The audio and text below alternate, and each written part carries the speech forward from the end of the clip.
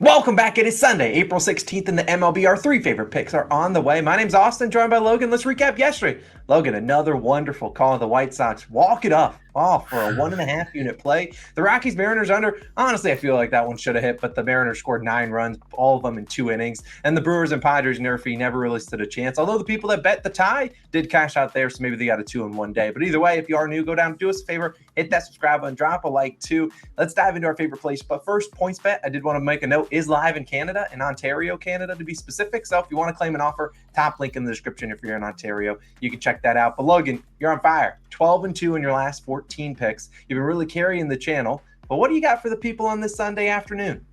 Yeah, yesterday I wish I could have watched the end of that White Sox game electric way to cash a 1.5 unit play. But unfortunately, I'm dialing back to just a 1 unit play. But it's a 1 unit play with value. I'm taking the Cardinals minus 1.5 on the run line.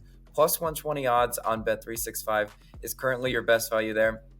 Now, look, it sort of goes against my whole weekend betting strategy, taking the more square home run line favorite. But this is actually a really favorable spot for the public to be looking at Pirates. Pittsburgh's won 2 out of 3 in their last 3 games versus St. Louis, and I believe we see an inspired showing from the Cardinals today from to prevent it from being 3 out of 4. Because look, that's nasty to drop 3 out of 4 games to the Pirates at home. And today, starting for them is Miles Mikolas. Now, he's had a rough start to the season, to put it kindly. It all started when we picked the Nerfy on his first start of the year, and I was like, woof. And it hasn't gotten any better for him. Mikolas rocking a 10 ERA, but his schedule wasn't a cakewalk, right? These are Major League Baseball pitchers, and, they have to sometimes face a gauntlet. And I'd argue he's faced a gauntlet right now, right? First game, Blue Jays, then the Braves, and then he faced the Rockies at Coors Field. No, none of those starts are easy starts at all, so it's understandable why he was giving up 5 earned run type performances. He's a better pitcher than that, or at least he was a better pitcher than that last year when, I was more comfortable backing him. Now, this is a get right spot for him, right? Because Pittsburgh, they're not a juggernaut offense, right? Don't confuse me for a Pirates hater, right? Because I'm gonna have a lot of people saying quit hating on the Pirates. It's always what I do. Well, Pittsburgh, 25th in batting average, 16th in OPS, 26th in hits, and 26th in runs. So it's like if it's not against the Pirates, it's a now or never spot for Mikolas, right? If he gets touched up by the Pirates, I will literally never pick him again because I don't know when's safe to pick him. Because you're starting at home against a pretty mediocre to bad offense, or at least inconsistent offense. You got to turn it around today, Miles Mikolas. You got to get the soft contact, ground ball outs. You just got to be able to do it. And I think he will be today. And I'm relying on the Cardinals bats to give Miles Mikolas some run support against Mitch Keller today, right? Mitch Keller came through for us last time he faced the Astros, right? We took the Pirates on the run line, keep the run line. They won outright against the Astros in that game. But my eyes didn't deceive me. I could see trouble for Mitch Keller today because that's just the pitcher he is. And he's facing a good St. Louis offense, right? 6th in batting average, 10th in OPS, 4th in hits, and 23rd in runs scored. Now, you look at the disparity between hits and runs scored. 4th in hits, but 23rd in runs scored. Eventually, those hits will turn into runs. I'm confident in that for the St. Louis offense. And against Mitch Keller, don't rule out the hit parade. They could certainly get some hits and runs up on him via that way. And I think the books expect some regression for Mitch Keller today, right? They set his K line to 5.5 with crazy plus value on the over. Even though he's had 7 and 8 strikeouts in all 3 starts, I look at that and I'm like, there's a really good chance that Mitch Keller doesn't miss the bats today. St. Louis, a very good plate discipline team offensively. I think they could certainly get to Mitch Keller that way. St. Louis hitters versus Mitch Keller have also seen him before and hit him before. Edman hitting 313 versus Keller, Goldschmidt 278 versus Keller, and Arenado 273. So these hitters are familiar with Mitch Keller's game.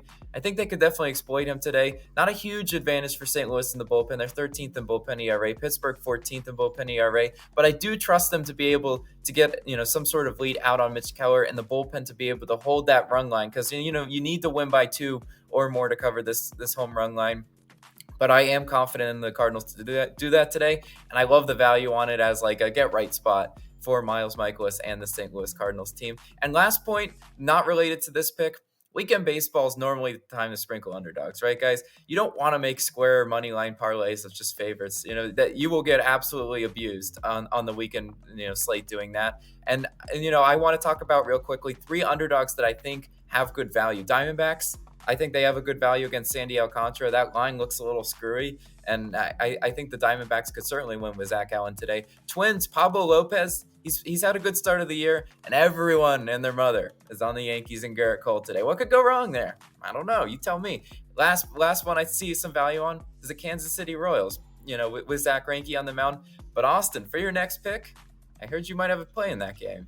Yeah, I'll take your segue in a second, but I do want to put up two extra stats for you for this that St. Louis Cardinals pick. Cardinals left the second most runners on base this season and the fourth most runners left in scoring position. So they're due a little bit of regression. This is a much better offense, as you kind of touched on. Fourth in hits, 23rd in runs scored. So love the pick, love the value at plus 120. As for my pick, I'm going to take one of your segues, one of your underdog teams. I'm going to take them in the first five, and that will be the Kansas City Royals, plus a half in the first 5 innings, minus 105 on FanDuel. Now, before I dive into why I exactly like this pick, as a reminder, some books will have this as the first half. In this pick, you have to take that run line because if the Royals are tied after 5 innings, it's a winner. If the Royals are winning after 5, it's a winner as well. So there's a couple ways you can cash this, and hopefully the Royals at least get us an outright win, but I'll take a tie through 5. Now, let's talk about this one because Kyle Wright's going to start for the Atlanta Braves. So far, the Braves have dominated this series. They've outscored this Royals offense, but I think it's a little bit closer than the score indicates. But Wright, in his first start of the year, allowed 4 earned runs in 3 innings pitched, 4 hits, and 4 walks. That is something he struggles with, that walk,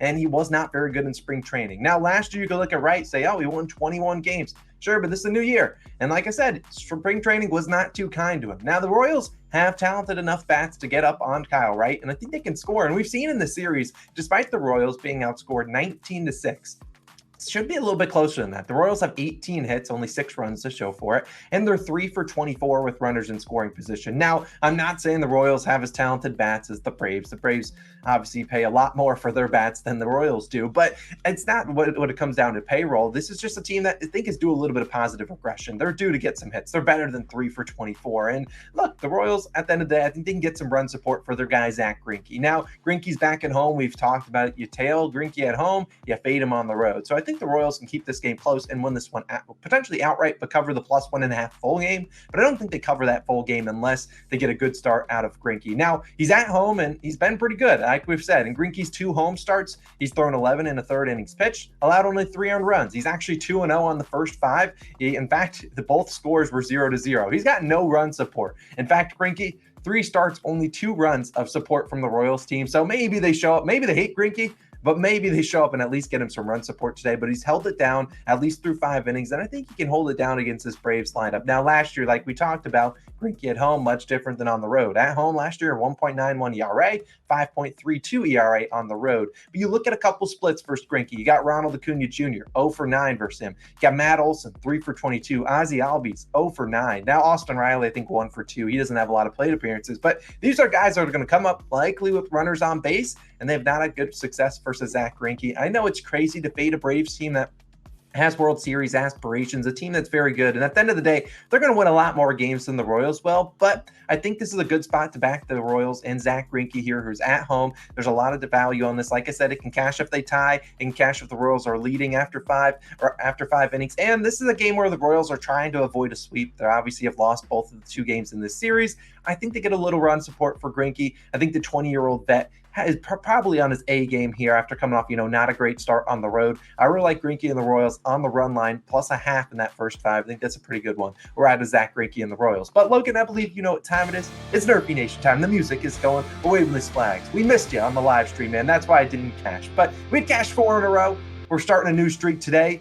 And look, we're going to be on the live stream probably today. It's at 1:35 p.m. first pitch. So if you want to come out and support the channel, 1:25 is probably when you'll see us. Now, let's talk about this one we're going with. It's the Guardians and Nationals. No one first inning, minus 115 on Bet365. Now, after Logan's analysis, he'll give a couple others that we did consider, but we're going to lean on this one because we think this is a pretty good look and the value is not too terrible on here. Now, a reminder, a Nerfy is a no run in the first inning. You got to take the under, 0.5 runs. Now, if you want to bet the tie for a little bit more juice, I saw the difference was about minus 115 to about minus 135.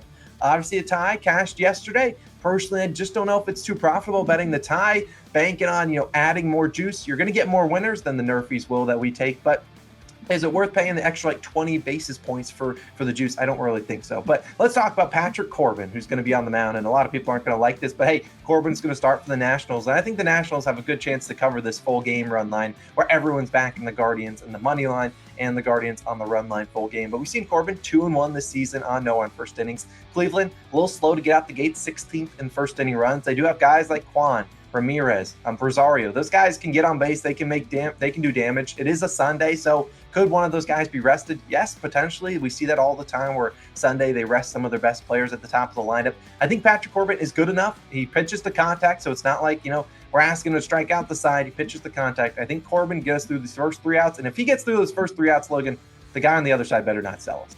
Yeah, right. Shane Bieber starting for the Guardians today. Bieber 2-1 on no-run first innings this season, so pretty decent splits. Washington is actually a decent offense in the first inning, 8th in first inning runs.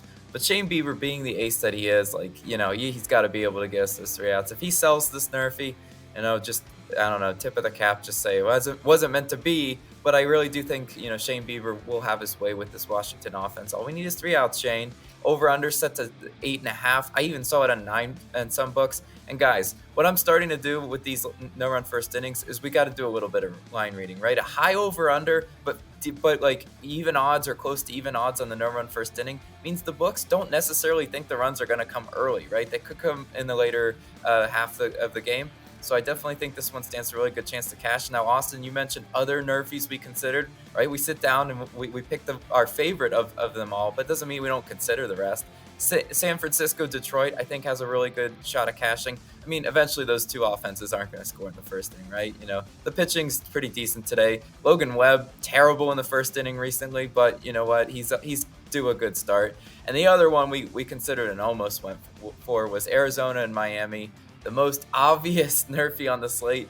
But you know what I did? I checked my Twitter and I just searched nerfy and I saw like at least 10 posts of all this nerfy 2-unit max whale play, whatever, bomb play.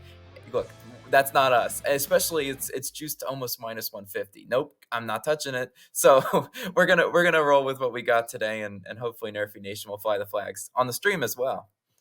We're going to be flying these flags on stream. Hopefully you guys can join us around 1:30 p.m. Eastern time, a little lunchtime nerfy to get the Sunday slate kicked off. And yes, Logan, I like those lanes you put out there, but Diamondbacks, Marlins, and we just can't. We can't do it. Maybe later on in this, I don't know. We'll see. Hopefully that one hits though for all the people out there that are putting 2 units on it. But we're gonna be riding with Guardians, Nationals, riding with the Royals in the first 5, riding with the Cardinals full game run line. Those are our 3 favorite plays. Let's have a great day. Reminder about that PointsBet offer in Ontario. Check it out. Top link in the description. Let's have a great Sunday. We'll see you guys on the stream. See you guys later. Peace out.